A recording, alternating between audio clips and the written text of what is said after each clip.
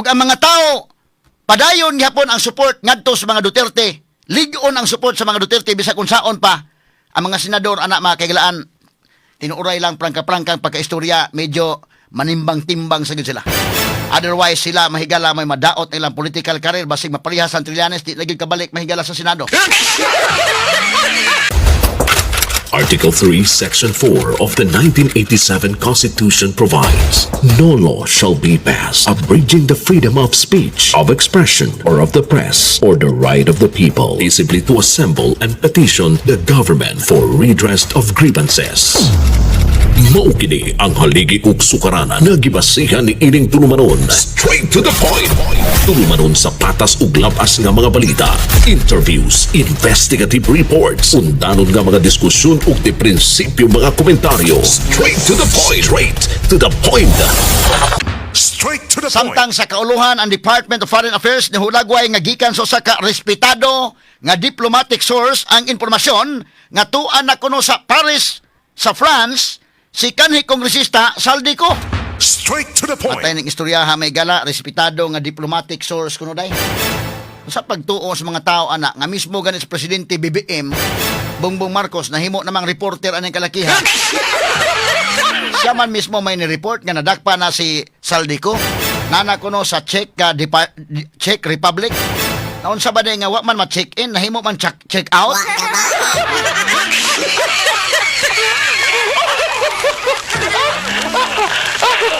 Abi mahigalag nana sa Czech Republic, abig na check in, na check out man.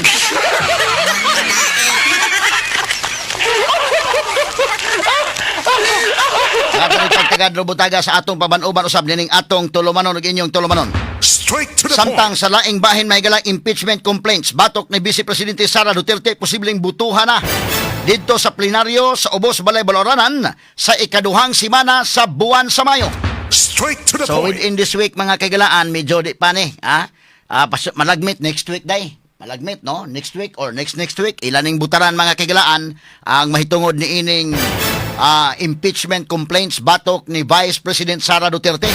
So diri mga kaigalaan sa House Committee on Justice, wala na makurat ang mga abogado ni Sara nga mao gini madangatan, no? Kay in fact kini mga tawhana mao man ang namirma mahigala o nya makita man nimo mga kaigalaan sa unang impeachment complaint nya makita sa nimo sa pagkakaron nga ila mahigalang daw na railroaded mga higala ning impeachment mga kaigalaan nga hearing diri mga higala sa House of Representatives sa may House Committee on Justice. Straight to the point. Kaya kung imong mabantayan mga sukit tig paminaw porbida ang ila mga higalang trabaho nga pagtan-aw lang sa probable cause apan ila man mahigalang gipaninguha nga ma-improve ang mga ebidensya. Pero mo lagi na sa ilang kabahin sad do na po sila argumento mga sukintig paminaw nga ila pod mga higala no nga aron tuuhan sad sila mga higalaan nya dila pon gi-argue mga sukintig paminaw na mao ni no. So kinini ang nabutuhan na o doon na probable cause. So human ana ipasa nga to sa plenaryo, butuhan mahigala sa plenaryo kung makakuha og 1/3 votes, isa ka na ang articles of impeachment ngadto na sa Senado. Straight to the Ang point. Senado mo convene na mga higala isip impeachment court. Dito na mga kahigalaan ang kumbate, ha? Kaya diri mahigala sa House Committee on Justice, wa man mutubag mahigala si Vice President Sara Duterte o iyang mga abogado. Kay medyo alanganin sila mga higala sa proseso. Diri mga higala sa House Committee on Justice. Straight to the Di point. man sila makahimo pag-test credibility mga higala sa witness. Sa mga witnesses nga ipresentar, so huwat lang sila ngadto sa Senado. Straight to the point. Ang sunod pangutanaan ni doon na by number nga makuha diri sa plenary. Malagmit doon na. Hindi kin, kay 1/3 naman nakuhaon sa plenary sa House of Representatives. But ang sunod pangutana, doon na by number ngadto sa Senate nga igong makakonbikto ni Sara. Straight to the Mo ni point. ang sunod nga pangutana tagan tanig pagtagad ro butaga mahigala ug mo ni atong kulom sab karon nga buntaga nga ang sa kulom na to sa pamantala ang The Freeman nga kining impeachment mahigala batok ni Vice President Sara Duterte dili lang ang Vice President is on trial ani mahigala kun dili appeal ang Senado on trial sila mga sukintig paminaw. Publiko. DYHP RMN Cebu, the official overall number one. Straight to the point. Now arita mahigala sa atong mga hisgutanan rong buntaga. Gumikan makigalaan kay ang House Committee on Justice niadtong milabay Miyerkules mga higala nakakita na gyud finally og probable cause labot mahigala sa impeachment case, impeachment complaint nga gipasaka batok ni Vice President Sara Duterte. Straight to the point. Wa noon nila dayon na og abli mahigala tong back sa BIR kay medyo nanagana sab sila mga sukit dig paminaw. Kay katong ila gitong ablihan dako pa man tong debatehonon unya medyo foul sa gyud og ila tong ablihan mga higala. Gumikan kay naamanggod sa National Internal Revenue Code nga dili pwedeng ablihan kana, dili pwedeng yagyag kana mahigalang imong ITR diha sa publiko. Mahimo kana mahigalang makitaan lang kung dunay order, klaro na, dunay order mahigala ang husgado. So kung walay order ang husgado, dili pwedeng ablihan. Mo na general rule. Ang gi-mention husgado, sa tupa kung maabot ni ngadto sa impeachment court, kay court naman siya, malagmit, maablihan ni dito. But dili sa ubos balay balaran, dili pwede, kay wa man i-specify. So, nagvoting sila, og ilang nabutuhan may gala nga di na lang nila ablihan gumikan kay wag gyud mga higalas balaod na. In fact, ang NIRC nag-ingon nga pwede lang siyang ablihan kung dunay legislative inquiry in aid of legislation, dunay condition ha. Tulo-tulo ka duha ka circumstances nga pwede ra sang ablihan. Kung dunay order ng korte, ikaduha, kung dunay investigation in aid of legislation by the Legislative Department on condition nga kung ablihan siya diha rapod sa executive session. Straight to the point. Sa laktod, dili pwedeng iyagyag, ibuyangyang diha sa publiko, mga suking tigpaminaw. Straight to the point. Kay mahitungod guna mahigalag personal ko ano guna kanabang intrusion of your privacy masaguna mga higala ba. Kanabitang pareba na ng nabay sod imong bulsa ki ug wa bay sod imong bulsa. Og pugson ka mga kagalaan nga ibulikat yun imong bulsa. Intrusion ka na sa imong privacy. Ha? Naman ta mahigalay privacy. Unya kana mga kagalaang atong mga katungod ana under the Constitution, constitutional rights gina under Article 3, Section 2 sa atong 1987 Constitution. Straight to the point. Dili basta-basta na mahigala nga katungod. Pero ila kanang gibuhat, labot mahigala sa amlak. Amlak. So, lusot din na itong amlak. Kaya dito ko sa amlak, ang kalainan sa BIR mahigala o kining sa Bank Secrecy Law o kining mga lagda labot sa amlak, na-mention mga kagalaan even sa Bank Secrecy Law, lalisonon kanang pag-ingon sa Bank Secrecy Law nga mahimo mga higalang matanaw ang bank accounts sa usa ka tawo kung dunay order ang husgado. Ikaduha, in cases of impeachment. Nagigi-mention in cases of impeachment.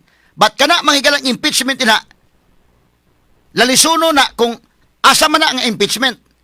Na ba mga higala sa impeachment court na na? Kana noon kung na sa impeachment court, wala lalis. Pero dili sa lower house, initiation pa lang, pagtanaw pa lang sa probable cause, ila ba nang ma-invoke? So, kana mo gray area nga kung dapig ka mga higala sa mga Duterte, maingon ka nga dili na pwede nga tan-aon diya sa lower house. Tungod kay kanang pulong impeachment, nagpasabot na nga impeachment court. Kay impeachment court sila man maoy dapat makasubpina ana, dapat mo tan-aw ana, kay ang quantum of evidence dito na sa impeachment court lahi man sa quantum of evidence diri sa lower court o diri sa may House of Representatives. Kay ila probable cause ra may ilang tan-aon. So dili pwedeng ablihan diha nila. Mo na argument sa mahigala sa mga mudapig sa mga Duterte. Pero katong supak po sa mga Duterte, kinigod mahigala ani actually namang pareha maguno na basihanan mo na magdebate bitaw ng mga abogado. Doon na gina-debate nga mahitabo kay pulos doon ay theory, doon ay mga basis. Kay kung panalitan dapig po kay ni mga congressmen, maingom sa ka nga namay nabutang impeachment, wa man mabutang pa nga sa Senate ba na o sa lower house. Di mo lang among gigamit kung mo question mo di ato lang paabuton ang korte. So sa lakto doon ay gray area siya. Pag abot na rin mahigala sa National Internal Revenue Code, NIRC, giklaro gyud nga ang korte ra maoy maka-order ikaduha kung legislative investigation in aid of legislation mga higala. Congressional inquiry in aid of legislation. Unya, kini, dili naman ni siya in aid of legislation, kay impeachment man ni, so lahi siya. Ikaduha, kung ablihan, executive session na pod. Pero kadto mga kagalaan, ilag itong ilalis gyud. Kini sila, nag-careful na sila, kaya ma-technical sila, delikado man sa kayo mga higala. Imong kuhaon ng ebidensya mga kagalaan nga, dunay mga balaod nga imong gisupak, technically, dili mao ang pagkakuha mga higala sa mga ebidensya, mahimo po na siyang fruit of a poisonous tree. Delikado sa unya mga kagalaan o maafektahan hinoon ang tibukaso ng kalakihan. Straight to the point. Kay mismo gani ka na mag-apply kag search warrant, iklaro magyud mo na nga unsay imong paraasa na nga search warrant o panalitan para drugs siguro na nga search warrant. Pag adto nimo sa balay drugs sa imong kuhaon na day. Kay mukuha ka lang, na-appeal dito mga armas, na-appeal dito mga galag, unsa pa nang ipag-appeal nimo, gipangdaan nimo tanan, hasta mga computer, hasta mga kwarta. Naratsada tanan, mateknikal kas balaod, ana. Although doon ay exception to the exception gihapon na. So, medyo ang mga congressmen, aning sa kinini ang iya na mahigalang mga records, mahigalas taxation, medyo ni careful sila mga higala. So, wa nila ablihi. Mas bita-bita na po nila ablihi para nga doon na po gamay na lang yung nahabilin po dito sa Senate ba nga may na lang nga kananaang doon na po gamay thrilling ba. Kay mahulot na magutanan nilang ebidensya di pa lang sa lower house wa nay surprises mahigala mahitabo dito sa Senado. Unya ang mga tao mga kagalaan so far natandog ba or wa? Muna dakong question. So wa nila ablihi ngadto lang kuno sa Senate. So nahitabo, nagvoting sila, og tuod man, 53, unanimous in Riken. Unanimous good ang boto. Nga dunay probable cause, labot sa impeachment complaints batok ni Vice President Sara Duterte. Straight to the point. Ang mga abogado, mahigalang VP Sara, miingon, wa na may ma-surprise. No? Managiwan, ang mga tao, dili na angay ma-surprise, anak mahigalang na ay probable cause. Kanang ila diha may galang investigation na lang na, pero given na nga ang ilang buto ana do na gi probable cause. Kay kini mga tawhana the same people man ang nagpirma atong impeachment last year. Ikaduha, predictable mahigala ang mga congressmen, matud pa ni Congressman Neil Tupas nga atong na interview, predictable na sila. Kay ang ila mga higalang mga projects o guban pa concern man sila ana. Ikaduha, og maghisgot ag mga issues mga kagalaan, gamay raman ilang distrito. Lahi sa senador. Kay senador mga kagalaan, tibok nasod man maoy butante. But kung ikaw congressman, gamay raman imong atimanunon, district raman. So kung doon na kay daghang kwarta, tagaan kas Malacañang o daghang kwarta, mag-project ka din ha, manghatag ka mga AX o mga tupad o guman unsa pa.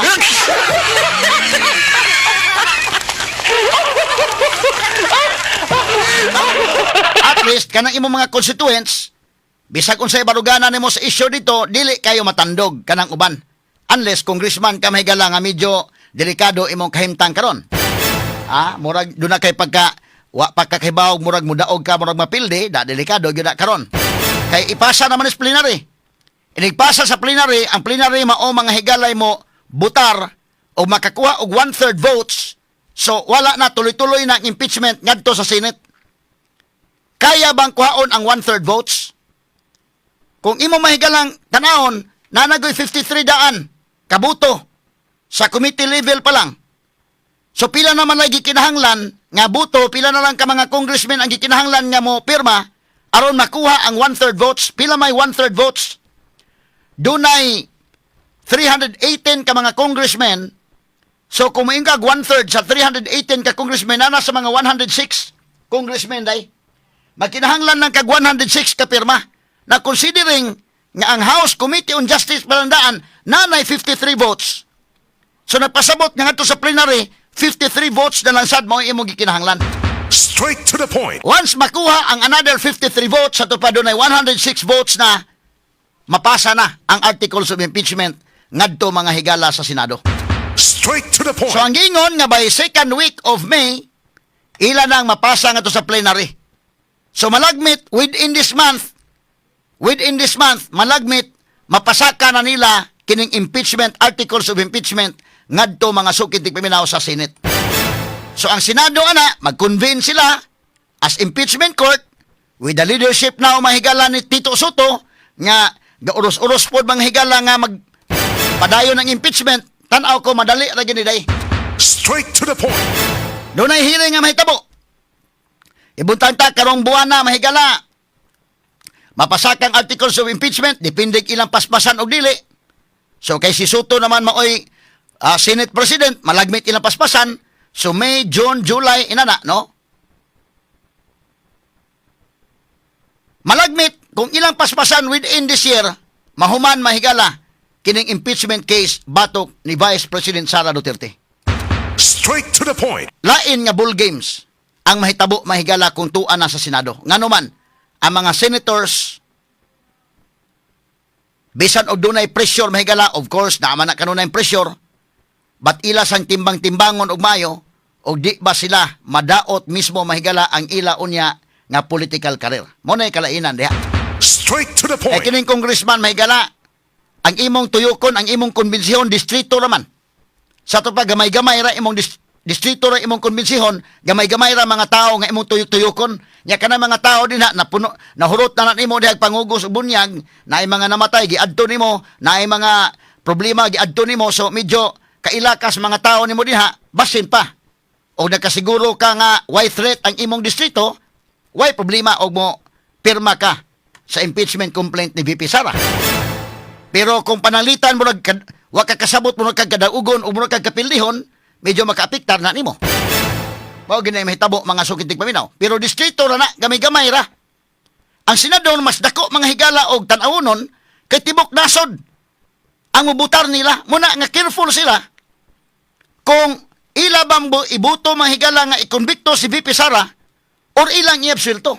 Muna nga importante nga ang support sa katawhan importante mga higala. Nan, kung ikaw dumadapig ni VP Sara, importante ang imong support ni ining panahon na ron.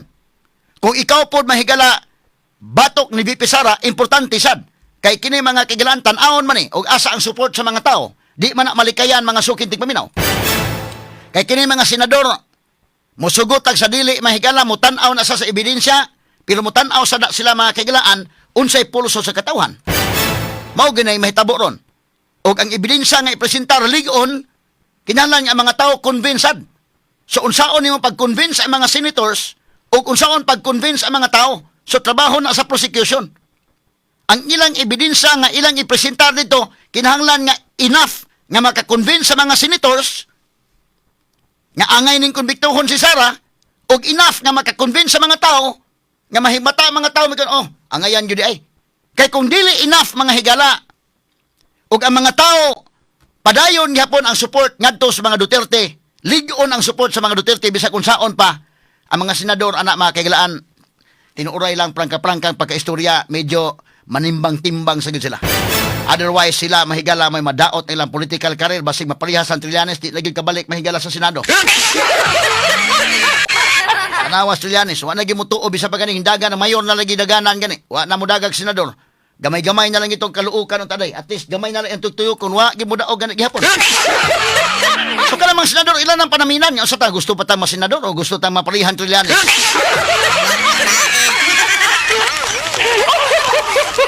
Wa naman, mayor lagi daganan, ha, gamay na lang. Umutuyo ka. Syudad na lang imong tuyokon, di na tibok Pilipinas. Pero wa mo daog. Ambot, umudagag, barangay captain, umudaog ba? Publico, DYHP RMN Cebu, the official overall number one. Straight to the Karon point. butaga mahigalan ni abot gyud sa sibianan karon no, ang atong bisita sa ako nang giingon mga kagalaan. Last na ko ni nga na interview kung nahinumdum ta ni atong Sabado before the election last year, pero kanto siya ko anto Zoom interview to. Pero karon personal gyud nga ni astong sibianan karon si Senator Amy Marcos. Senator, maayong buntag. Maayong buntag. Hapon sa tanan suking tigpaminaw sa programa Attorney Rupil. Nako, talagang abogado de Campanilla. Dini sa straight to the point. And sa lahat, happy, malipayong adlaw sa pag-ugmad. Mayo, yeah, Labor Day man. Happy Labor Day. Ug happy rest day tungod kay holiday man at makapahinga lahat. Manghinaot ko nga anaa sa maayong kahimtang ang tanang suking tigpaminaw ni Attorney Rupil. Salamat sa imong pagbisita, Senator Amy. Oo, enjoy Oh. first time. Matagal na ako hindi pumunta dito sa Cebu. So, long time no see sa tanan. And of course, happy Labor Day. Tama yun. Last 2 minutes ang last interview ko haimo. Oo. That was the last allowed, di ba? Kasi Yeah, Sabado, oo. bawal na yan. Oo. So talagang prime time na prime time. Spoiled ako dito. Thank you very much as usual. Pero ang Labor Day sa pamilya ko, happy wedding anniversary ng parents ko. Oh, ngayon? Oo, yes. Oh. So nakita namin ang mama ko kagabi. Tapos biro-biro kasi inaalala niya yung papa ko. Kapag Labor Day, ang biro ng papa ko, hard labor kuno ang to stay married these days. You really have to work on your marriage kuno. Ayun, so yun. So kumusta? Dahil wedding anniversary niyo, wala ba kayong mga reunion sa family? Nag-reunion kami kagabi. 97 years old na ang mama ko. Waray-waray talaga. Oo. Matibay. Oo. Ayan, kahit So, lagas na. Siguro lang na, pero sige pa rin, puwerte pa rin. Pwede sa pa rin. So yung waray-waray, aside from nakaintindi ka ng waray-waray, of course, fluent ka ng waray-waray. Dati, kaya lang wala na akong kahimang raw. So, wala na akong kayakan sa Maynila. Pero, hindi ako mabebenta miski sa bisdak. Pati Bisaya, no? Oo, Alam mo mag-Bisaya din. Oh, kahit pa paano, oo. Mali-mali, pero sige lang, halabira. Okay. So, nindot kayo mga kaigsunan, no? Senator Amy Marcos, no? Kauban karong nga buntaga niya, Labor Day di ay mausa din na ang wedding anniversary sa iyang ginikanan, ha? Nya, kinini ang kumusta man kamo tanan na amoy mga mayroon ba kayong reunion especially during the ngayon na Sabihin ko yung totoo, Oo. Oh, kasi ang problema ko, naging oposisyon na ako. Oo. Para akong Cebu. Outside Colombo na ako dyan. Kaya pag palasyo sa Malacanang, absent na lang ako. Kasi mahirap na magplastikan. Plastikan na sa politika, plastikan pa sa pamilya. Tigilan na yan. Pero at least yung may salo-salo kayo sa pamilya, mayroon Pag kayong yung gathering. yung nanay ko, syempre, puntahan namin. Kay, kuwan nga, 97 na siya by July. Oh, Can you 97. Imagine, no? Oo, talaga. Kasi, di rin nasisina, hindi nagagalit ba? Pero kayo mga magkapatid, magkasama kayo doon sa itong Hindi, mga nag-absent na nga ako para wala nang mahirap. Bahala na yung mga bata.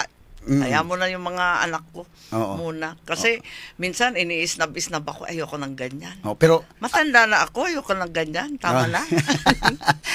pero medyo dito muna tayo sa Labor Sa Day. chismis Labor Day. Sa chismis bigla. Yeah, Hindi. bago doon, no? Ay, Okay, hindi. so, kumusta yung Labor Day? Dahil ngayon, ang recent data ng unemployment rate sa bansa ay parang tumaas pa from 5.8% last January, Oo. ngayon naging 5.1%. Correct, Anong masasabi mo Parang dyan? nakakalito yung pinagmamalaki nilang mga datos. Actually, bitin yung datos Kasi February man yan, right Oo. after Christmas. Mataas talaga empleo pag Christmas. Pero, yung date na inaantay ko talaga na datos, dapat May 6 pa ang dating, yung updated. Kasi tatakot tayo, maraming mga negosyo nagsara. Oo. Makita mo yung Chinatown sa Manila, sa Binondo, kalahati sarado, pati yung mga mall. Mga Nako. sarado talaga. Kaya nakikita natin, pati yung construction worker, ang mag-uuma, di ba? Yung mga farmers natin, maraming hindi na nag-ani. At alam naman natin dito sa Cebu, ayan, ang problema sa diesel, sa gasolina, mas mahal pa sa Manila kamo. Oo. Actually, na-check ko yung diesel up to 87 pesos, yung gas up to 102 pesos na dito sa Cebu City.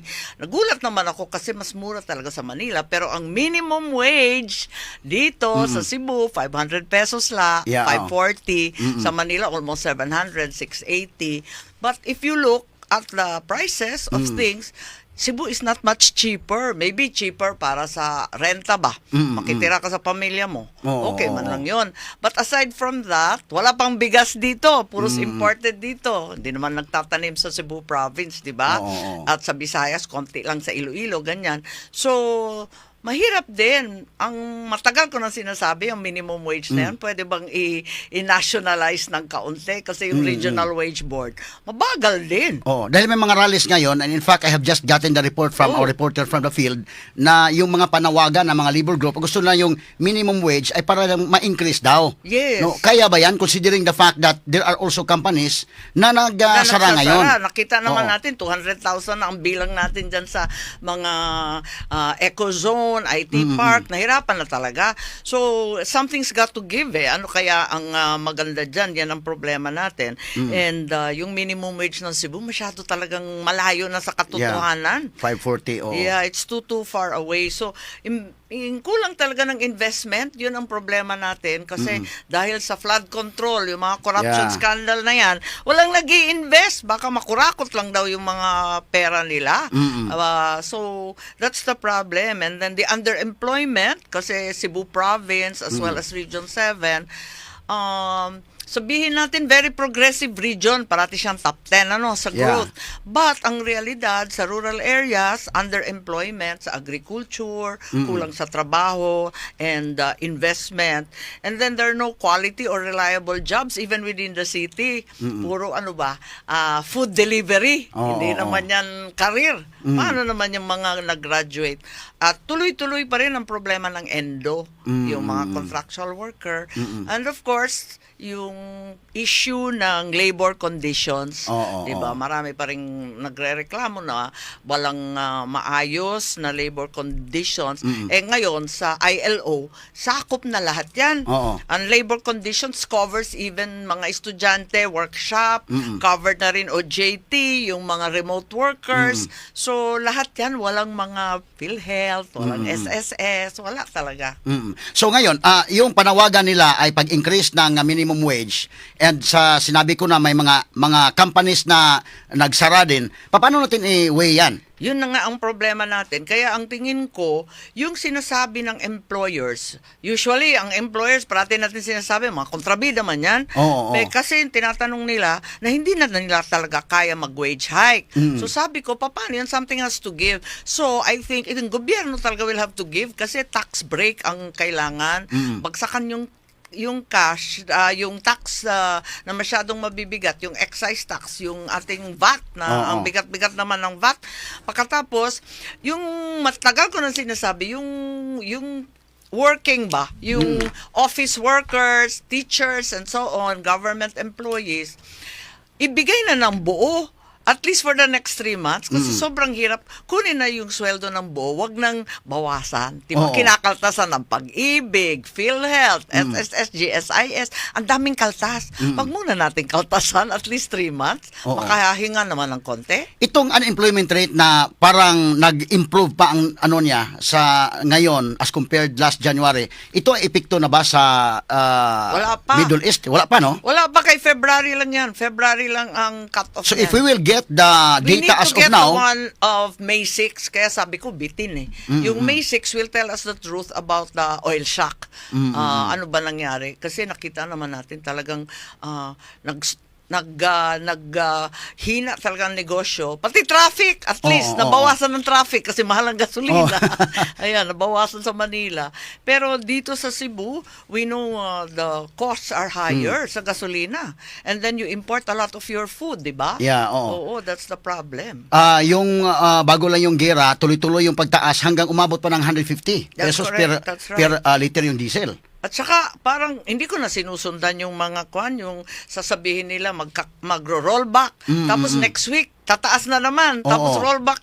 Hindi tumitigil eh. Kaya hindi na tayo pwede magplano ng ganyan. Oo. Sabi ko nga, magpasa na sila ng batas. Walang plano eh. Oo. Parang puro band-aid, puro mga solusyon na pira-piraso. Sabi ko, itodo na natin ang tulong sa tao. Magpasa tayo ng parang bayanihan ba nung COVID, di ba 2 beses si Presidente Duterte Oo. nagpasa ng bayanihan 1, bayanihan 2. It's not perfect, pero at least may batas, and then it allows you to move the budget. Kung mga flood control magic na naman, abay bigay na lang sa tao ng diretsa yan. Yeah, oo. So, you mentioned about tax break. Ano ang, what's your thought about yung mga panawagan na dapat kunin muna, isuspend muna yung VAT at saka yung excise tax doon sa mga petroleum products? Well, yung sa excise tax, I think both are legitimate. Kasi isipin mo nga, yung excise tax, mabuang ka talaga pag nakita mo yung listahan kasi 15% across the board. Kahit gasolina, kahit rice, kahit ano, kahit luxury car, sports car, pati luxury handbag, pare-pareho ang rate. Saan ka nakarinig ng ganyang kalokohan? Dapat yung essential commodities, utilities, wag naman ganun kabigat. Ang problema lang sa excise tax, hindi diretso sa tao. Baka yung makinabang, yung mga oil companies, kasi sila nagbabayad niyan. And then, the VAT, para sa akin, immediate yun. Mararamdaman ng tao sa point of sale. So, ano ba naman yung 12%? Gawin 10%, bawasan lang. Hindi naman todo-todo. Sabi kasi ng finance, wala daw pera. Pag wala ng koleksyon, wala ng pang-ayuda. Pero at least bawas-bawasan naman. Makahinga naman ang tao. Dahil ngayon, ang kinuha muna sa excise tax ay yung kerosene lang at saka yung sa Naku, LPG. Kerosene and LPG, ang iniiyak ng tao, ang crudo at saka gasolina. Oo. Siyempre, binulabog kami, ginulo kami ng ginulo. Sabi, wag na kayo magdeba-debate dyan. Kami ni Senator Marcoleta, pack up na kami. Sabi, wag na kayo magdaldal dyan kasi nagmamadali. O di minadali namin. Nako, mahigit na 1 buwan, wala pang desisyon. Oo, Ano oo. ba yan? Kailan ba yan didesisyonan? At yung VAT, gusto ko talaga i-push yun. Kasi mararamdaman mo talaga yung 6 to 8 pesos, at least until 12 pesos, depende. At least maramdaman ng consumer, hindi lang yung oil company. Oh, dahil malaking effect yun. Kung makuha yung mga taxes attached in the petroleum products, ma-feel ng taong bayan Yes. na talagang ang gobyerno ay nandyan. Seryoso. Oo. Oo. Tandyan talaga tutulungan ka all the way. Oo. Dapat talaga ito doon na. Ganon din yung sa bill shock. Kasi may oil shock na nga. May bill shock pa yung mga consumer sa electric bill nila. Ang dami-daming nagtatawag sa akin na bakit daw nag-triple yung kanilang kuryente. Hindi naman nag-triple yung aircon. Oo. Sabi ko, baka naman tumaas yung paggamit ng ventilador, aircon, tanan. Oo. But they said na bumaba pa nga ang konsumo kasi yung tao nga nagtitipid. And tinignan nga namin yung breakdown. Tinta-tax ba naman pati yung mga systems loss at saka yung mga standby generator and standby power plant ng gobyerno. Tinatax ba naman yun? Bakit hindi pa ginagamit? Tinatax na kaagad, pambihira. Tapos lahat may VAT. Tapos may dagdag pa na senior citizens discount, lifeline rate. Dapat i-pass on na yan sa mga kumpanya. Kumikita naman ang Meralco at yung mga co-op. Bakit naman yung mga tao pa ang pabibigatin yan? Dahil pinasa nila sa tao. Yes, oo, pass Oo. on cost lahat. Bakit ipapass on yun? At saka yung systems loss at yung mga ancillary, yung mga standby ba na generator, pag nagkaroon ng brownout, may standby naman. Bakit sinisingil na? Wala pa naman brownout, siningil na kaagad, may VAT pa. Paano yan? Pa ba yan? Pwede ba yan makuha doon sa monthly bills natin? Dahil ang Yes, laki you can talaga. see the breakdown Kasi Yeah, oo. maintindihan mo yung generation cost. Oo. Sabihin natin Transmission kasi, cost. transmission cost. At Ayan, saka distribution. Maintindihan mo pa yun. Sige, payag ako. Okay, gets ko yan.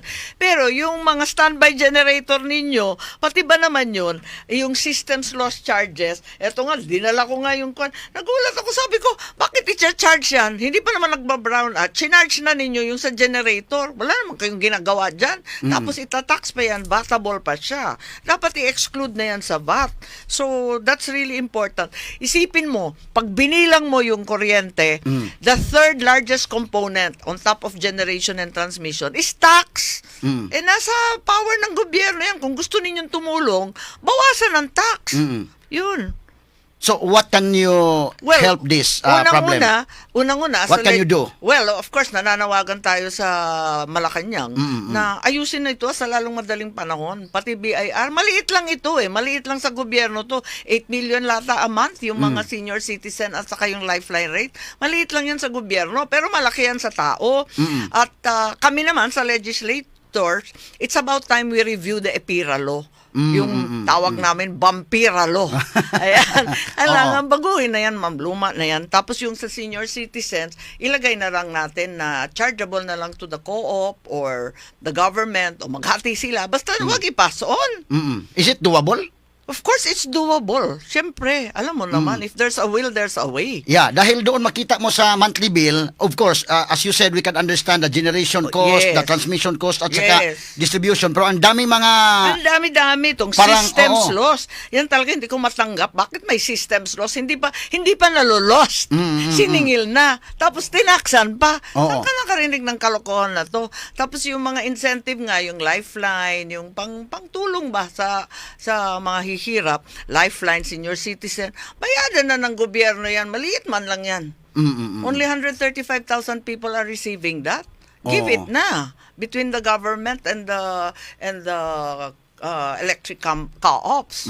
Okay, so gano'n, no? Ang mga nangyayari, mga sa mga issues na ito, no? Especially ngayon, Labor Day, lahat na yan ay nafe-feel ng mga kababayan natin sa labor sector. Pati yung oil deregulation law, anong sa tingin ninyo, Senator Amy? Meron akong final na amendment dyan na kailangan talaga mag-report ang mga oil companies. Parating lang tayo nagugulat, biglang, sige, rollback. Di happy tayo sa rollback. Hindi, magtataas na naman next week. Bakit hindi sila nag-explain? Hindi nagko-conduct ng public hearing? Di ba dapat mag-abiso tapos i-approve ng gobyerno at least yung pagtaas baba at saka itong mga unbundled cost katulad nga ng systems loss. Pwede ba i-report naman nila yan? Wag naman itong nagugulat na lang tayo bigla-bigla. Dito sa power, mayroong ERC na sila ang mag-regulate. correct, yes. But dito sa oil, Yes. parang because of the oil deregulation law, parang sila na lang ang Oo, bahala mag-usap-usap. na sila na, tapos marami pang nagsasabi, cartelized yan. Oo. Yung mga big time na mga oil companies, sila mag-aareglo, sige ha, tataasan natin. Hindi naman pwede yan, para naman tayong biktima at the receiving end. I think it's important that they conduct public hearings also and notify us. Wag na lang yung i-announce, sige, bukas makalawa, magdoble na yan. Hindi na siya shock tayo to death. Oo, Hindi dahil pwede yung ang ganyan. gira ng Iran at saka US, yung first week pa lang ng gira, Yes. biglang nagtaas yung mga presyo ng mga produktong petrolyo. Oo, sa Ilocos, umabot ba naman ng 280% increase? Na-shock to death kami. Paano ba yun? Nag-start sa 42 pesos, biglang nag-137 pesos. Pwede ba yun? And nobody notified, no hearing, no explanation. Wala ba magagawa ang DOE dyan? Wala pa silang ini-import na bago na Yeah, oil. oo. Nasa old stock pa So yun. meaning yung old stock ang bininta nila, Binenta nila sa binigyan- present oo. price. Sabi nila, kasi replacement cost, ganyan-ganyan. Sabi ko, wag ganyan. Hindi pwede. Basta kung anong gusto ninyo, kayo masusunod. Pero sinabi ng kapatid ninyo na mayroon tayong reserve na good for 2 months. Pesos, yung reserve. Pag tinanong mo yung oil companies, di ba, in-announce nila 57. Nalito nga ako Oh. Sa totoo lang. Totoo lang, Unang oo. reserve nila, sabi nila 27 days ito na LPG, tapos 57 days daw yung gasolina, diesel, blah, blah, blah. Tapos, nung tinanong yung oil companies, hindi. Ang tinuod, 29 days lang. So, panic na. Tapos, the next announcement na naman, until the end of May. Hanggang June, pwede pa. Sabi ko, ano ba talaga yung totoo? Yan ang talagang malaking problema. So, ibig sabihin- dapat magsabi sila ng totoo. Oo, Oy, dahil yung sinabi ng kapatid mo si President BBM, mayroon pa tayong reserve na almost 2 months. So, but yes. yung mga companies That's na what he yan, said. When you talk so to they them, did not tell the truth to the President? or hindi sila nakonsulta ng todo-todo, hindi ko alam. Kaya nga nalilito ako, unang-una, dapat talaga magsabi ng totoo. Alamin natin yung totoong inventaryo. And then, hindi ko maintindihan, lahat ng buong mundo nagpuntahan na sa Russia Oo, para kumuha ng petrolyo. Bakit tayo? Instead, to buy Russian oil, we have to go to Washington DC and ask permission from the Americans. And the Americans already lifted sanctions. No more sanctions from buying oil in Russia. Di nagpuntahan na lahat, humingi na ng oil sa Russia. Bakit tayo pupunta muna sa Washington DC na hadlock kay bisan masina ang mga Amerikano? Oo. Anong klase yun? Nag-lift na ng sanction. Ano ba? May Russian ambassador naman dito. Bukutan naman. Pwede naman kausapin. Di ko maintindihan. Kasi, naalala ko, nung time ng parents ko ba, yung mami ko, talaga, ikot ng ikot yun, rampa ng rampa, para kumuha ng oil, ng government to government. Until now, until today, mag 2.5 months na tayo sa oil shock na to. 2.5 months. wala pa tayong government-to-government importation that would really benefit everyone. Kasi walang patong yun eh. Pwedeng ibigay nga, subsidize sa mga farmers, sa mga tricycle drivers. That can be given by the government kung government-to-government. Tulad ng ginagawa ng nanay ko. Noon, si First Lady Imelda, pumunta sa Libya. Ang tapang nun, buti lang, waray-waray. Hadlok. Dire-diretso siya hanggang Libya. So, at least Ala, nakatulong yung pumunta First sa Lady. Iraq. Oh. Ang dami niyang pinuntahan. Talagang nagmamakaawa siya. Magbigay ng oil hanggang China. Siya yung taga-biyahe. Talagang tumulong noon, no? Tapos G2G talaga yun. Ang First Lady ngayon, kumusta? Tumulong ba sa ano? Ay, no comment. Sobra ka intrigero ka. Attorney Rupila. Standby sa mga kailangan gamay lang ato balikan si Senator Amy Human Labang sa pipila ka mga pahinumdom. Publiko, DYHP RMN Cebu, the official overall number one. Straight to the Ato point. gipambalikan karon mga higala si Senator Amy Marcos nga karon mga kaigalaan personal nga nabisita sa atong Sibianan karon atol gyud sa Labor Day. Senator Amy, balik nimo. Yes. Anong mga activities ninyo sa Cebu ngayon? Ay, pupunta ako sa Labor Day sa Independensya. Oo, Okay. kasama ng Dole. Tapos, there was a time kasi ako yung chairman ng Dole. Ngayon wala akong chairman. Oo, palaboy-laboy na lang ako dito sa Cebu. Kasi minority kami sa Senate. Hindi ako binigyan ng committee. Sabi ko, okay lang. Para magpasyal ako ng todo-todo. Pero actually, kanina, we were talking about the oil shock. Ano? Yeah, going back to that issue. Going back to that story, ano? Kasi, matanda na ako. Ayan, mga tigulang, nakakaalala pa siguro, na this is not the first time sa atin. 1974, nung nagkagulo sa Iran talaga, tsaka yung OPEC, talagang ayaw na magbenta, nag-embargo sila. Then 1979, yung revolution sa Iran na naman. So we've done this 2 times. By right, we should know na what to do. Yun nga, that's the problem. Kaya I don't understand what's going on. Bakit yung Petron, siya lang ang gumagalaw. At iisa na lang yung refinery natin. 3 yan dati. Ano ba yan? Paurong naman tayo nito. Tapos, why are we not exploring other sources? Like I said, yung nanay ko nga, nako, sige nang punta, miski saan, sa nakakatakot na mga lugar, Libya, Iraq, hala, sige, ang waray-waray, go. Pero Dahil now, noon, parang pag may price increase sa mga petroleum products, at least, dahil wala pang oil deregulation law before, makikialam na yung gobyerno. Oo, so at least, hindi talaga yung presyo. Hindi That's talaga right. Hindi talaga lolobo yung presyo. Oo. Kasi nandyan yung PNOC. May stock, may reserve talaga yung PNOC. Pero ngayon wala na dahil Wala sa oil nang deregulation law. reserve. Yeah. Ano sa tingin mo? Kailangan ba talagang i-repeal yan?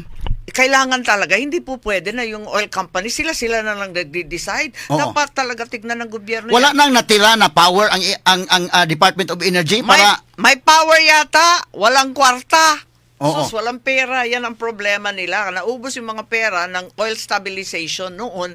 Pag tumaas yung presyo worldwide, magre-release ng reserve stock, magre-release rin ng price stabilization fund. So, lahat covered. Pero ngayon, wala na kasi yun. Tapos yung PNOC, wala na. Ano ba ang ginagawa ng PNOC? Isipin mo yung isang kontratista dyan, sinabi sa akin, ma'am, tignan ninyo, 2 araw lang sila pumapasok. Sabi ko, lead agency, ang DOE and PNOC, may memo sila, 2 days lang magtatrabaho. Pwede ba yun? Kahit work from home ka, paano pipirmahan yung mga kontrata ng mga oil supplier and everything?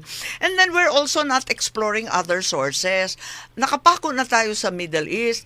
Yun ang tinitignan namin. Bakit hindi pumunta sa China, US, Canada, may oil man yan, Kazakhstan, tapos yung bumibili ngayon yung mga Indonesian at saka Vietnamese sa Africa, Nigeria, Angola, Libya, and then now big time na ang Brazil and Guyana. We're not looking at anything. Wala, nakatanga lang tayo dito.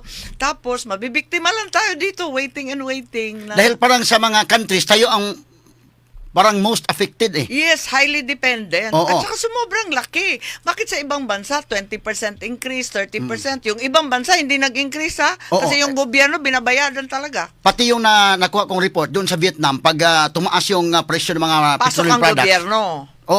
Ano na yun, ang intervene na talaga ang gobyerno. Yes. Tapos parang na-feel sa taong bayan nila na parang wala lang Okay lang. Okay lang. Okay lang. Tuloy-tuloy lang ang buhay, tuloy-tuloy ang negosyo. Pero sa Pilipinas ngayon, because of the oil deregulation na todo, bahala na yung companies. Pag nag-assign sila, pag sinabi nila ganyan, di ganyan. Ano yun? Nakatunganga na lang tayo. First week pa lang ng gira, first week pa lang, parang biglang Yeah. tumaas, pero lumubo talaga yung mga presyo. Imagine sa Baguio. Very shocking. Sa Cordillera, sa Norte, umabot ng mga 280. Ayoko nang 280%, nag-triple almost.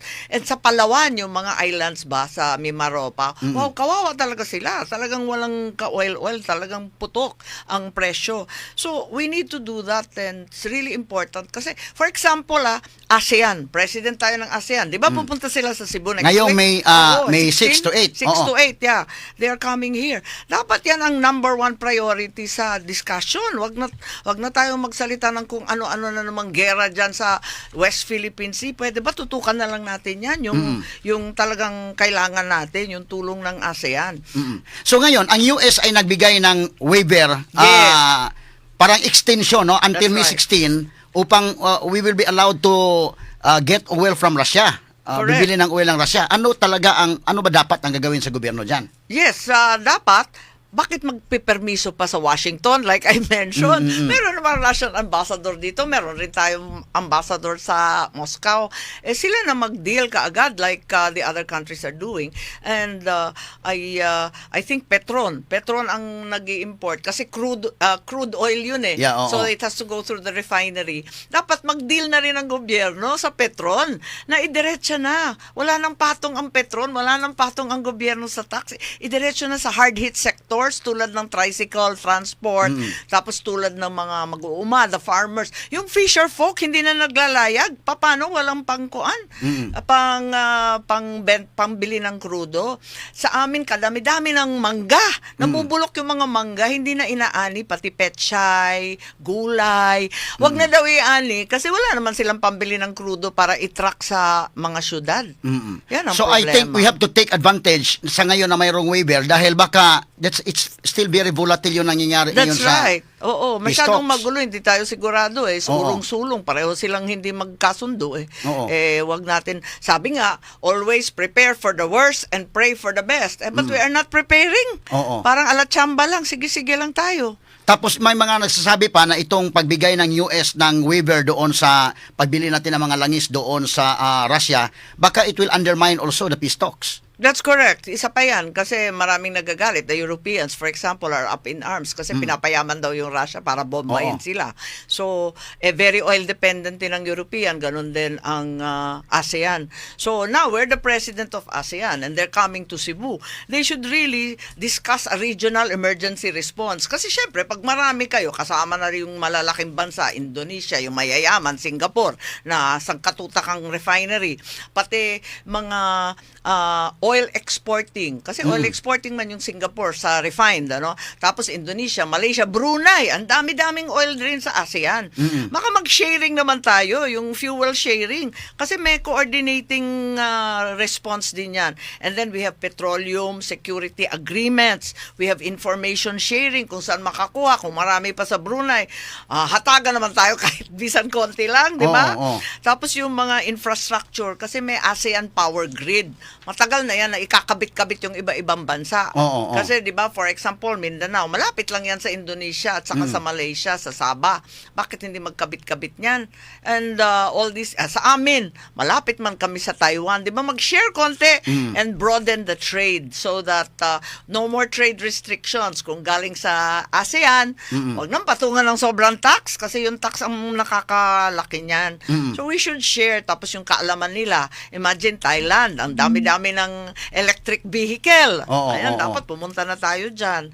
At palawakin na yung mga windmill, solar, everything. Mas long term na yon. But nevertheless, Sana may maging fruitful yung ASEAN meeting ngayon dito sa Cebu At by saka- May 6 to 8. Tama. And Oo. dapat tutukan talaga nila yung problema natin. Wag na yung mga kung ano-ano pang political issues kasi ito talaga ang kailangan ng tao. Ito muna. Dahil Kailangan talaga ng tutok-tok. sa kadami-daming problema, pero parang yung binigyan ng priority ng gobyerno ay iba.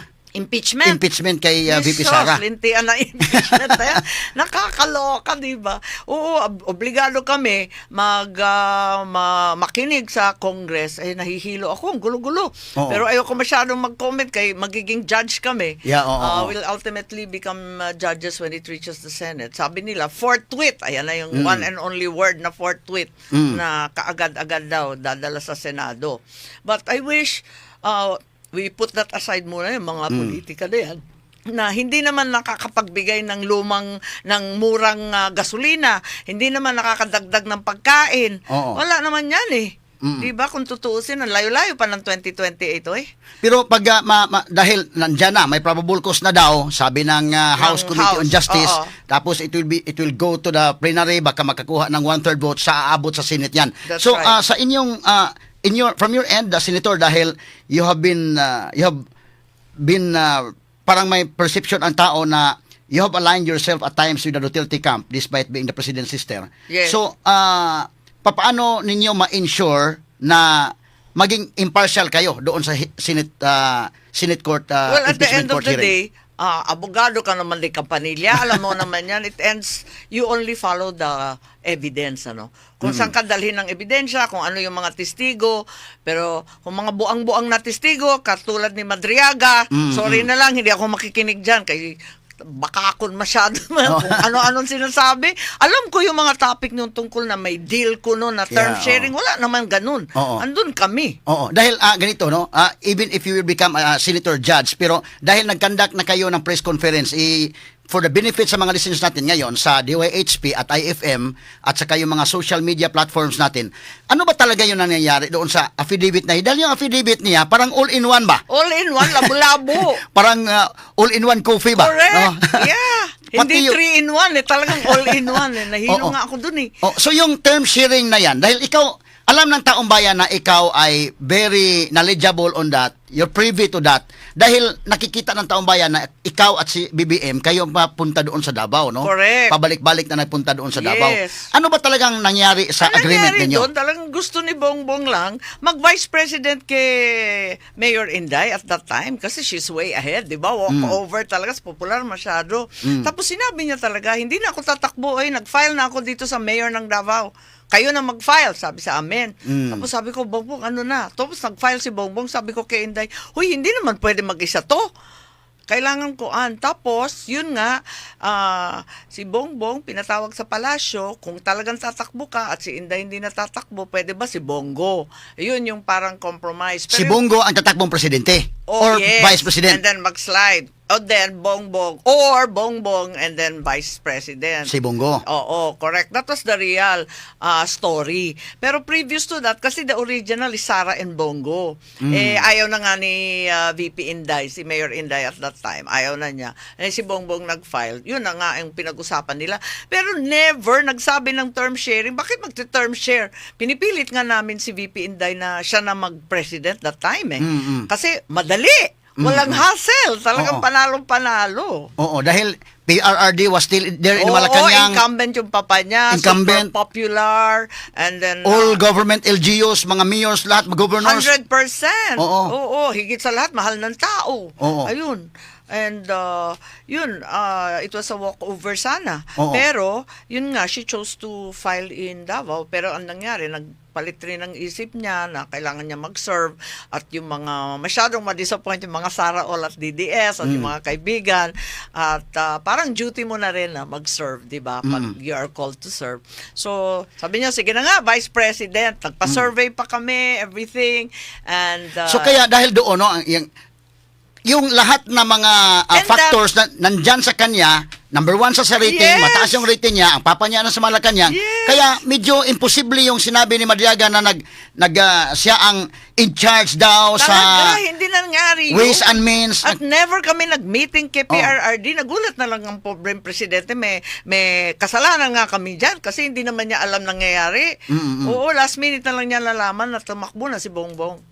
And then later on with Sara, he did not So know. originally, sa sinabi mo na, willing si Bongbong talagang magsitol sa pagka-vice president ni Sara. Yun lang talaga ang gusto. Yun Oo, lang oo. talaga. Kasi akala namin tatakbo. Bakit naman hindi tatakbo? Sobrang lakas. Oo. Paano mag-term sharing na ganun kalakas? So how did you convince Inday to run to slide down and Ay, run naku, you for... have to ask her. Up to now, I don't know what changed her mind. Kasi ayaw niya. Talagang Oo. bumalik na yan sa Davao. Dahil yung taong bayan, ang perception nila ay ikaw ay may malaking role dyan sa pag-convince kay Inday. Well, kinausap ko siya. Sabi niya, we have a duty to serve, di ba? Yung pag tinawag ka, kailangan naman hindi ka mag-serve. Sabi niya, mag-serve naman ako, mayor. Sabi ko, hindi national eh. Kasi yun ang hinihingi ng tao na may kasunod yung tatay mo.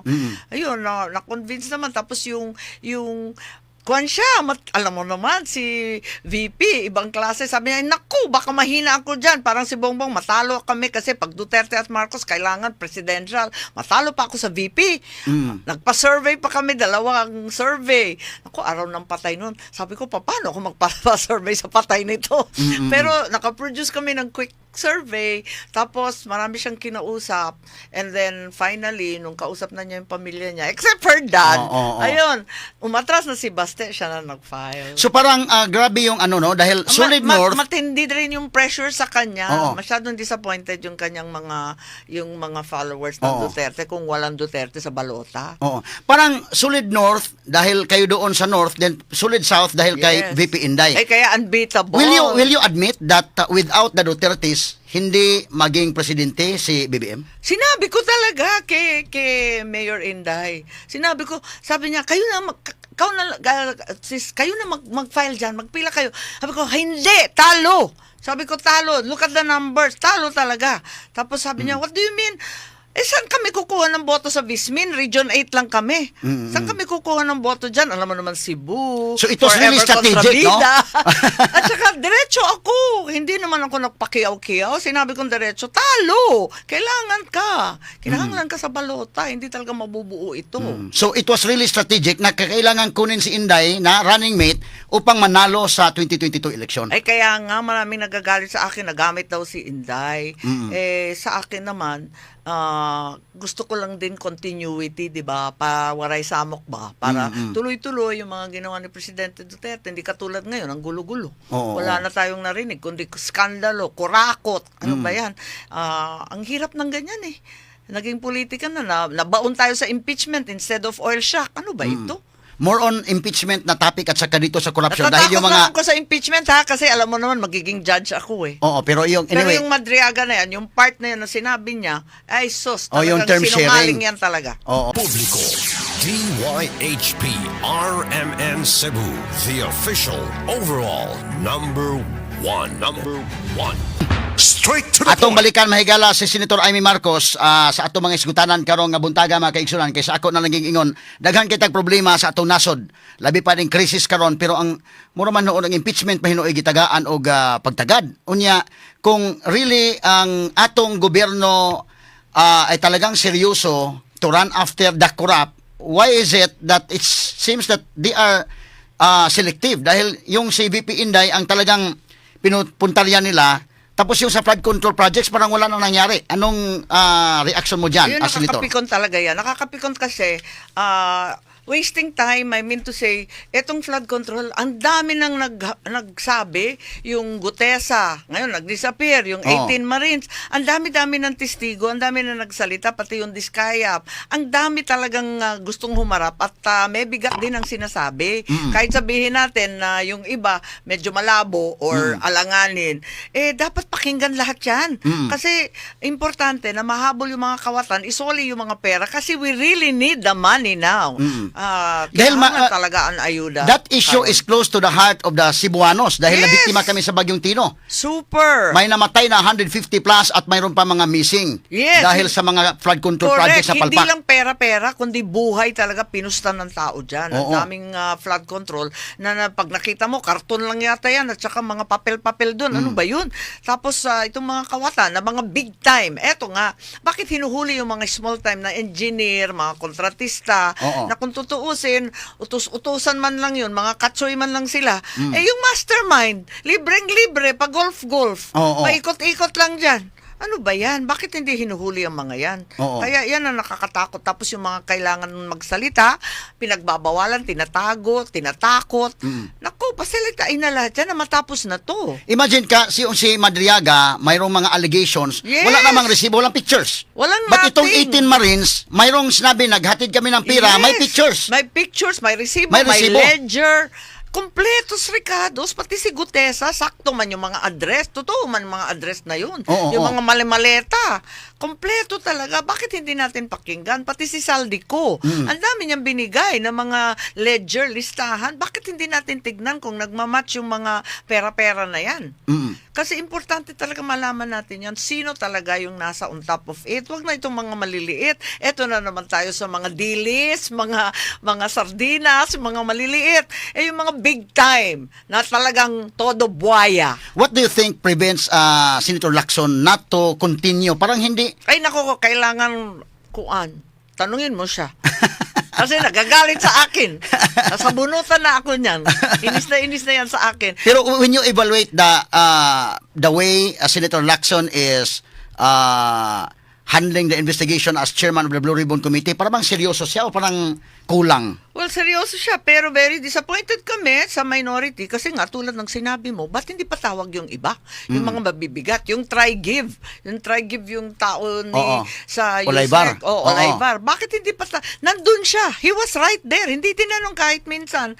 Eh, siya nagsabi dun sa mga bilyon-bilyon ng mga maleta. Siya daw nagtanggap. Eh, bakit hindi tinanong? Nandun na yung tao eh. Oo. Eh, kaya nga nagtataka nga kami, ba't hindi tinatanong yung mga importante? Tapos hinahabol yung mga yaya na nakabalot. Ano ba yun? Yung dalawang pobreng naiwan doon sa bahay. Kawawa naman. Takot na takot, nanginginig. Nakabalot yung mga... Wala namang alam yun.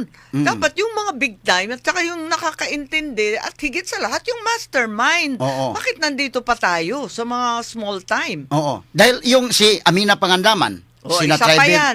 Try give, hindi Amina naman Pangandaman. Bakit hindi yan magsabi? At patawag yan lahat. Sila Oo. na magkwento, yung mga unprogrammed na biglang nare-release bilyones.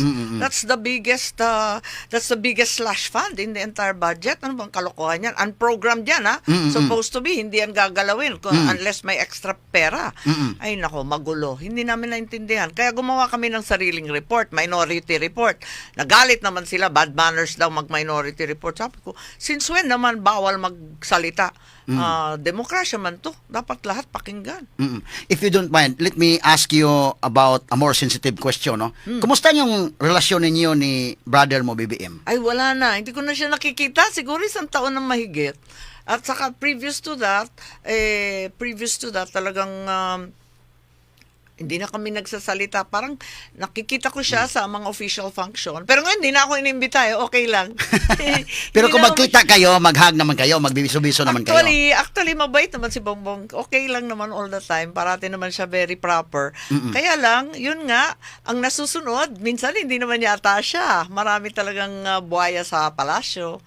So Ay, sa tingin ganun. ninyo, mayroong ibang tao dyan na yung responsible of running the country, hindi na si BBM? Ewan ko kung sino-sino yata ang nasusunod eh. Kung minsan, naaawa na nga ako sa itsura.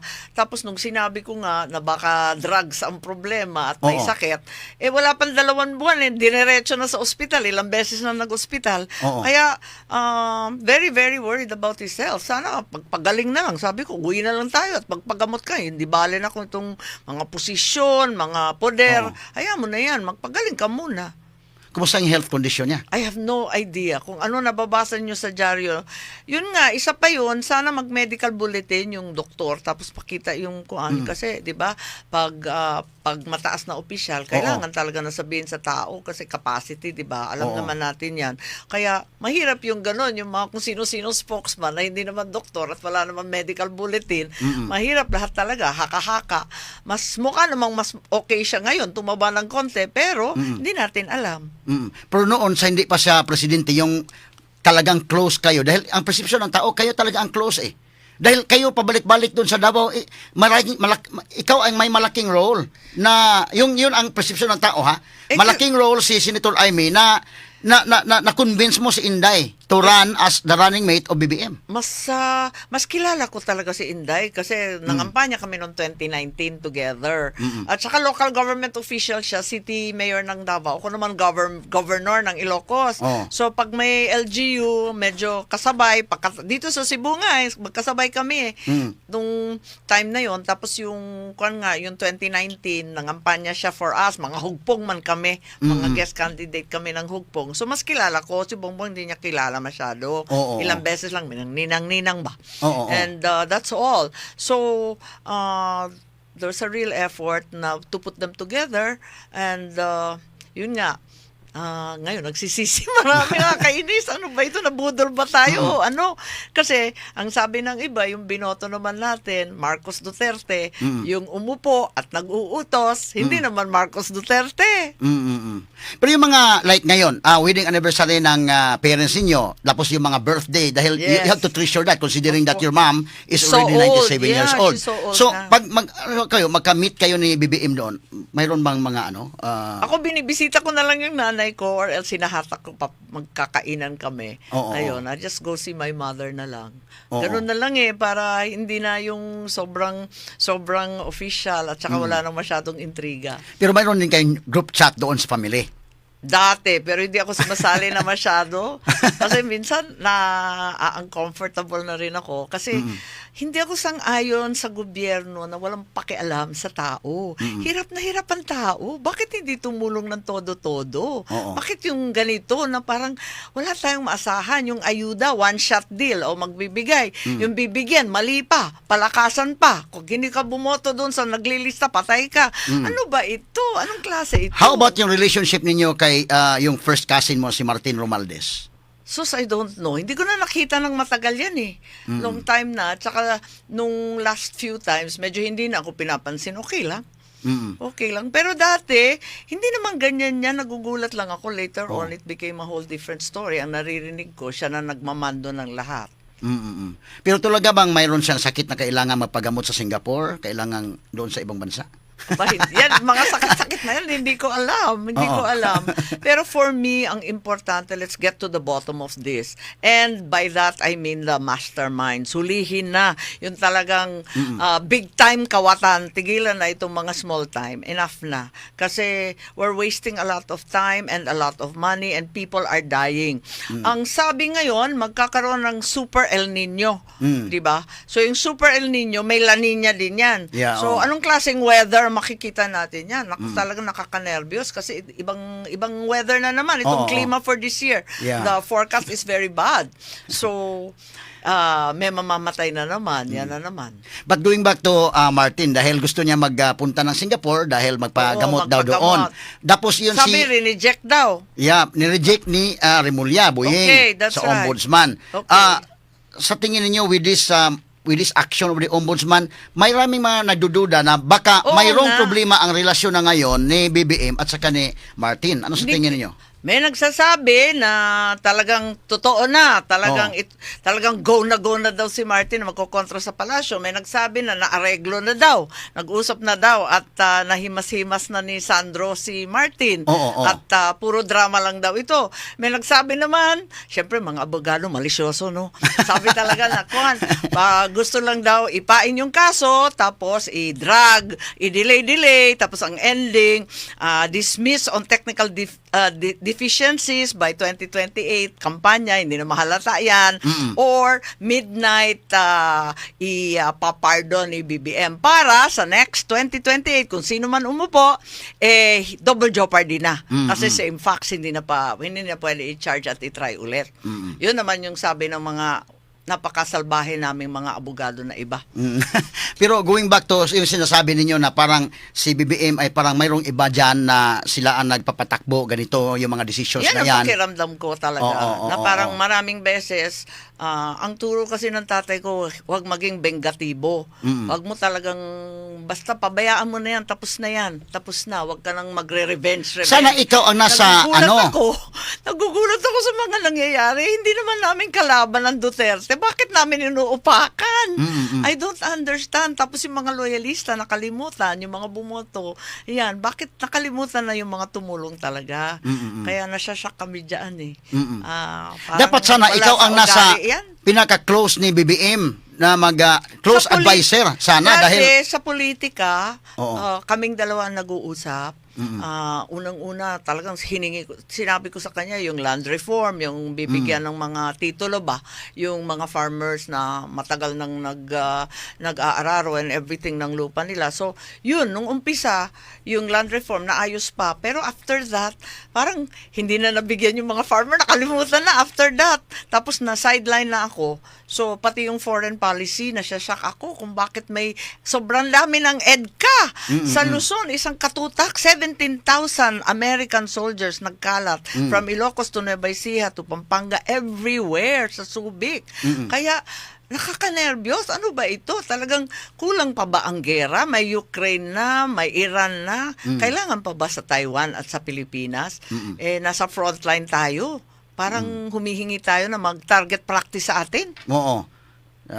Hindi ko na maintindihan yung foreign policy. I don't understand. This very vindictive, trapo, bulok nga politika. Hindi ko Oo. maintindihan. Now, going back to yung sinasabi mo na baka mayroong ibang tao dyan na nag-decide aside ni BBM, no? Yung taong bayan kasi, gusto lang malaman bakit na ipinadala yung si PRRD doon sa Daheg. Sino ba talaga sa Di ba- tingin ninyo ang may desisyon na kailangan ipadala sa doon? Yun, di ba yun? Kung hindi si BBM? Di ba nag-imbestiga ako niyan? Yeah, oo. Tapos nag-hearing kami. Siyempre, from the top yan, all the way down. Hindi naman mangyayari yan kung hindi inutusan yan. Lahat naman sila, pag tinanong mo, pag nasa hearing, pinag-utusan lang ako. Oo. Lahat na So lang sa tingin niyo, sino talaga nasa taas na nag-utos? Sila talaga nagdesisyon na magandang paalisin na yung matanda. Siguro, alala no, yung pinatawag siya ng Congress, pinatawag ng Senate, tapos pinalakpakan siya ng tao. Ako ang sisihin ninyo. Alala niyo Oo, yun? oo. PRRD talaga, ibang klase talaga si Digong eh. Oo. Pumunta doon, tapos mas lalo siyang minahal ng tao at naawa yung tao sa kanya nung kinaladkad siya sa Congress at saka sa Senate. Parang napikon yata sa kanya. Siguro, ewan ko, hindi ko alam. Tapos ewan ko bakit pumasok ang ulo na pakialaman tayo ng foreign, Yeah, oo. ICC, as if naman walang abogado sa Pilipinas, parang serado na lahat ng korte, bulok na lahat ng judge. Tama ba yun? Dahil alam naman natin, Nakaka-insulto. yung ICC na yan, wala namang power to arrest, wala namang Correct. police sila. At saka even yung si Netanyahu, si Putin, at saka Wala, di ba? Wala silang pakialam. pati yung si Ayatollah Ali Khamenei. Oo, lahat yan. May kaso dyan. Oh, pero walang magawa yung ICC. Walang magawa. But in our part, Sa Italy pa nga, sinoli pa. Oo. Sa Italy, terorista yun ha. Sinoli pa kasi wala daw jurisdiction. but what is ironic was that the Philippine government ay siyang nag-turn over kay President Duterte doon sa Yun kanila. na nga, ibig sabihin, no, hindi kaya dito sa Pilipinas. Anong klase yun? Takot sila? Ano bang, hindi ko talaga matanggap yun. Nakaka-insulto masyado sa Pilipino. We are a failed state and our judiciary has shut down. There's no functioning legal system. Hindi naman totoo yun Ano ba naman yan? Kaya, grabe talaga. Tsaka, ngayon pa na matanda na, mahina na, may sakit na, at hindi na siya nakaupo. Wala na siya mauutusan. Oo. Pwede ba yun? Tapos nagtataka sila kung bakit ang popular daw, nagagalit, bakit daw popular si VP Sara. Siyempre, ang Pilipino hindi kaya tanggapin na inaapi ang tao. Aapihin mo, matanda na, may sakit. Tama ba yun? So going back to the impeachment, dahil itong sa lower house, doon sa House Committee on Justice, 53 yung bumoto. Yes. No, unanimous. Yes. And doon sa plenary, parang maybe we can predict what will happen in the plenary. I think they can get the 1/3 votes doon. Madali lang yung 106, di Oo, ba? oo.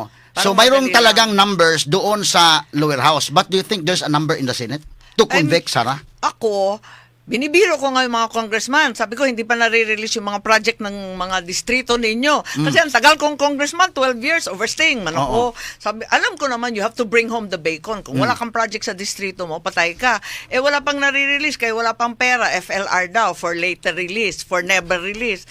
So, yun, pa-jogging-jogging. Sabi ko, bakit kayo nagmi-mini trial dyan sa Congress? Hindi ba sufficiency in form and substance? At probable cause. Tapos na. Oo. Go.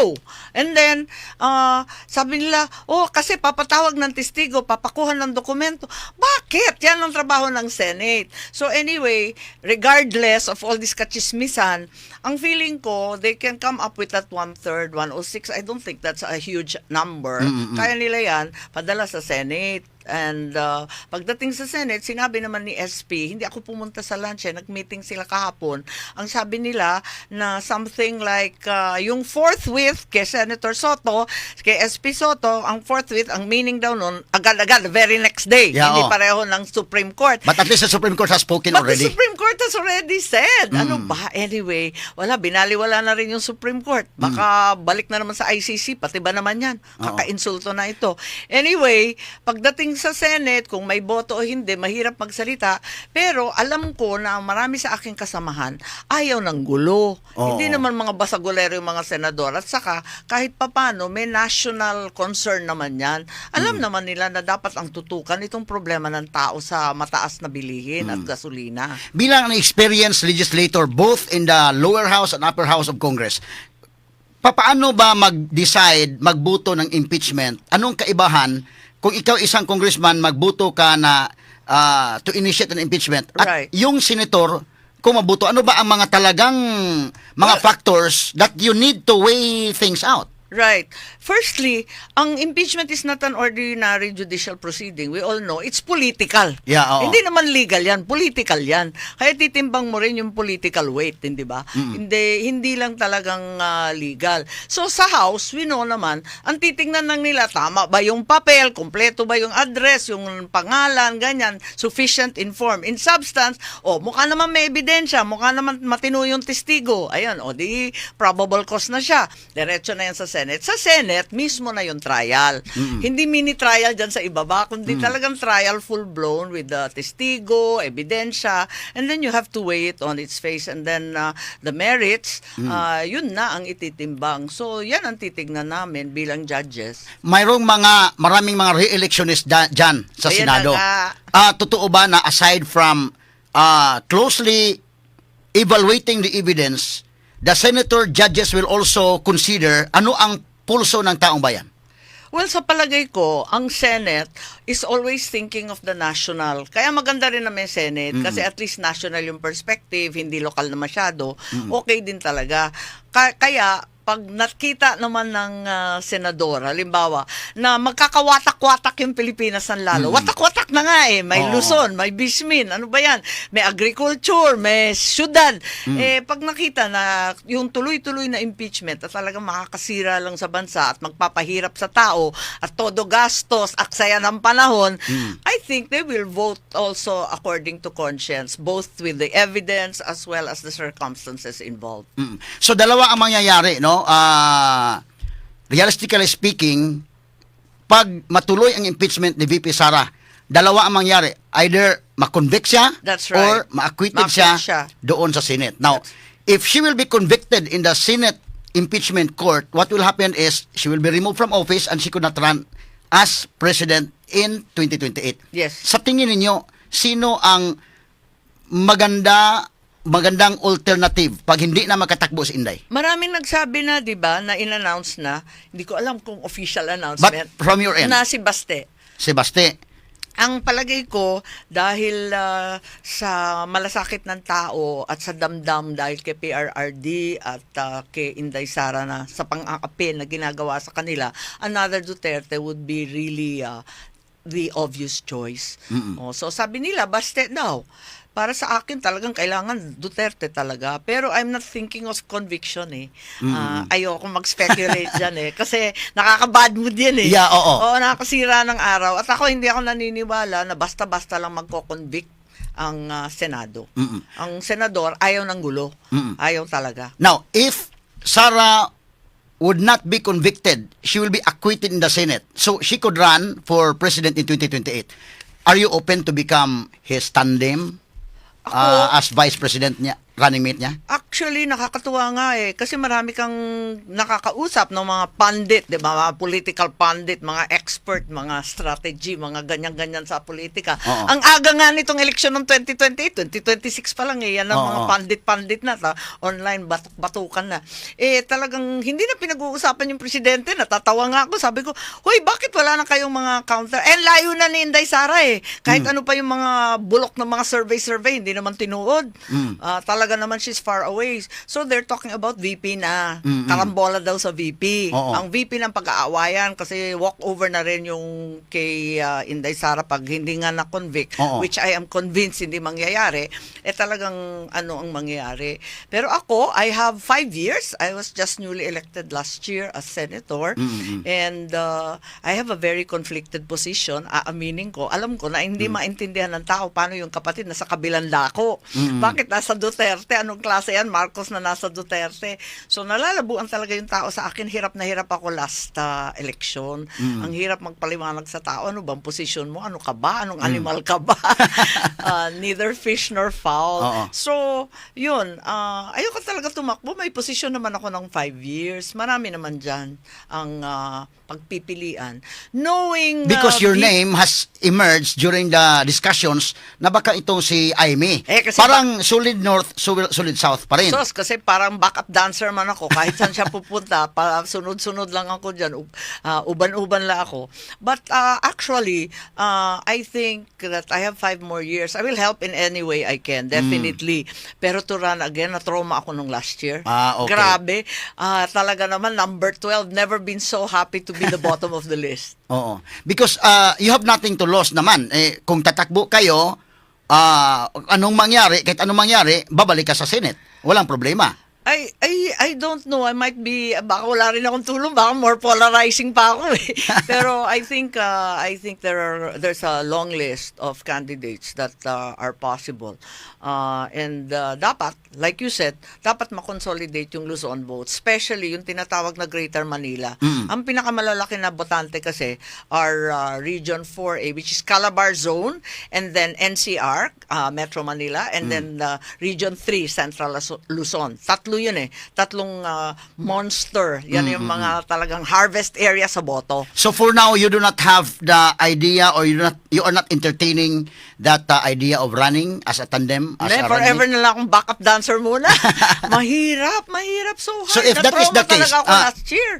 Ang hirap bumoto sa Marcos ngayon. So if that is the Aaminin case, ko. Senator Aimee, who do you think is the best tandem of Inday? I think she has to find someone, obviously, with great support in Luzon as well as Vismin. And then in the urban areas, obviously, you have to deal with that whole Greater Manila.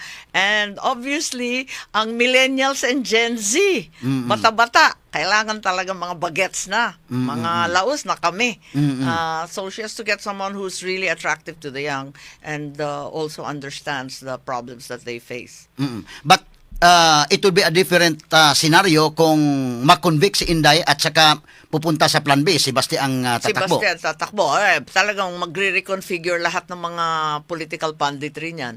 Another magulo. But essentially, I think the base will always hold. There's a solid, the last survey said 35% is VP Sara, of which 23 is immovable. Right? Yung Visayas Mindanao sector na solid Duterte. Hindi na yan magagalaw kahit ano pang gawin mo So that will hold and carry over to the next Duterte if such will happen. Dahil yung mga nangyayari ngayon, no, mayroong dalawang investigations. Dahil before, yung tinira nila sa kunwari legislative inquiry in aid of legislation yung ginawa nila kay Villar. Natamaan Correct. si Villar. Oo, tama. Yung si Binay, Binay, the same. natamaan din. Oo. Pero si VP Sara hindi natamaan yung first batch, yung Squadcom. Yung first impeachment, tapos nag-second impeachment. Ngayon, sa tingin ninyo, sa survey ninyo, sa iyong, sabihin na natin na, because I understand, mayroon din kayong mga connections doon sa ground. Sa tingin ninyo, mayroon bang shift of beliefs or perception na nangyari against Inday or hindi nagalaw yung base niya? Well, as I said earlier, may 23% siya na talagang immovable. Yung 35% vismin, talagang kanya yon. Hindi yan gagalaw. Yung 23 super immovable. Ang palagay ko, ang next election is going to be a battle for Greater Manila. Those three big fat regions that surround the capital. Pero last minute yan media driven Oo. Kaya ng RMN bunuin yan Yung mga radyo yan sa umaga, bida ka. Sa hapon, nako, hudas ka na. Alam mo naman di ba, Manila, urban area. It's very media driven. So, to a great extent, magiging last minute yan. So, tignan natin. Pero kailangan talaga pagtibayin yung area yan na yan. Ang dami ko pang mga tanong, Senator Aimee, but because we are running out of time, Correct. isang issue na lang. Why are you pushing for the postponement yet again Ay! sa barangay election at Well, iski election? kasi alam natin yung sitwasyon natin ngayon, may oil shock na, tapos papalakbay mo yung mga tao. Nakakatawa pa yung date, November 2, November araw 2, ng oh. patay. Ano ba yan? Parang hilo yung mga tao, wala na silang pamasahe, wala nang plete, papunta sa semeteryo, pupunta na naman sa presinto. Ang mangyayari niyan, baka kalahati ma-disenfranchise. Yun ang inaalala ko, na ma-disenfranchise ang napakarami. And also, it's just fully supporting the new 4-year term of the barangay and SK na, di ba, 4 years na ang term talaga ng barangay. So, might as well, ituloy na ng 4 years. So, Oo. next year na. I-postpone na ulit. Pero not as postponement, but by way of enforcing the new law para sa akin, para hindi unconstitutional. Sa akin lang yun, baka makachamba. Dahil ako nanggaling sa barangay, Oo. nag-umpisa ako sa SK. Oo, So I oo. started not as SK, but Kabataang Kabataang Barangay. Barangay, oo. Noon. 100 years ago, nung bata pa tayo. And what do you call this? I know what the problems are in the barangay. You're the front line, and when there's a crisis, katulad ngayon, ikaw ang tatakbuhan ng tao sa langi, sa bigas, lahat. Ikaw ang pupuntahan pag may disaster. So, hirap na hirap talaga yung barangay ngayon. So, sa tingin ninyo, makakuha kayo ng suporta to postpone again the barangay and SK election? Well, tignan natin, sabay dasal. Sabay dasal. Sana, kasi narinig ko naman, may support naman yata from the higher echelon. Unang-una, tatakot sa gastos lahat ng opisyal. Oo. We're just coming from an election, no? Oo. A very expensive election. Grabing gastusan last year. Pagkatapos, meron pa tayong BARM, which is kind of bloody. Dahil, first time magkakaroon ng election sa BARM. First time talaga. Kaya Yeah, pinospone na yan ng 3 times. And mismo yung COMELEC, October, tapos November yung barangay. Sabi ng COMELEC, mamamatay daw sila, di ba? Hirap Oo. na hirap sila niyan. So, I think that's very difficult. It's going to be automated, tapos manual yung barangay. Hilo ang COMELEC niyan. So, marami talagang nagsusupport na ayaw talagang magka-eleksyon na ng BSKE. Oo. So, in a scale of 1 to 10, what do you think is the number na mapuspone ang election? Sabihin ko, 5 out of 10, sabay dasal. Sa Diyos na yung kalahati. Parang 50-50 pa rin. Kasi nga may objections of the previous Makalintal decision na unconstitutional yung postponement. Pero I don't think this is frivolous or trivial because the oil shock is an Yeah, international disaster for everyone. There is really a justifiable reason of postponing actually Yes. because what is happening now. Yes, correct. Hindi naman ito normal. Talaga Oo. naman fortuitous event ito. Hindi naman natin akalain magkaganito at parang hindi matatapos kasi walang katapusan yung diskusyon. Banat pa rin ang banat, bomba pa rin ang bomba, walang tapos. Inaasahan ko matapos ng May, hindi ko alam marami nang nabomba kahit matapos ang gera sa May, yung mga oil facilities and infrastructure wasak na. So the oil prices will continue to rise. Actually, marami pa ko mga katanungan but because we are running out of time, yung mensahe na lang po ninyo, Senator Aimee, sa mga nakikinig natin sa radyo ngayon, sa DYHP at saka sa IFM, yung sister station natin na naka-tie up natin ngayon, and also sa ating mga social media platforms na mga followers natin na nakikinig sa ating broadcast ngayon. Yes, inyong nga tanan. Ako, talaga naman, I'm very happy to be here and I'm very grateful na nabigyan na naman tayo ng pagkakataon to talk to everyone sa tanan na tagpaminaw dito sa ating attorney Rupil, our great commentator. I'm very, very happy. Happy Labor Day rin sa lahat and asahan ninyo tuloy-tuloy ang ating suporta sa Senado. Kukulitin ko sila hanggang makapagbigay ng tulong sa bawat isa kita sa lahat ng Cebuano, sa lahat ng Bisaya, at kasali pa rin ako dyan, at yung nanay ko makulit, sabi tulungan ng Bisaya, wag makakalimutan, at talagang kinahanglan na talagang we work together for not only our laborers but our farmers, our fisher folk, and all our citizenry. Daghang salamat, Senator Imes, pagbisita na to sa DYH PRM Sibug IFM. Yes, thank you very much. Daghang salamat gyapon. Maayong buntag. Maayong buntag. Article 3, Section 4 of the 1987 Constitution provides, no law shall be passed abridging the freedom of speech, of expression, or of the press, or the right of the people peaceably to assemble and petition the government for redress of grievances. Maukini ang haligi ug sukaranan nga gibasihan ni ining tulumanon. Straight to the point. Tulumanon sa patas ug labas nga mga balita, interviews, investigative reports, undanon nga mga diskusyon ug di prinsipyo mga komentaryo. Straight to the point. Straight to the point.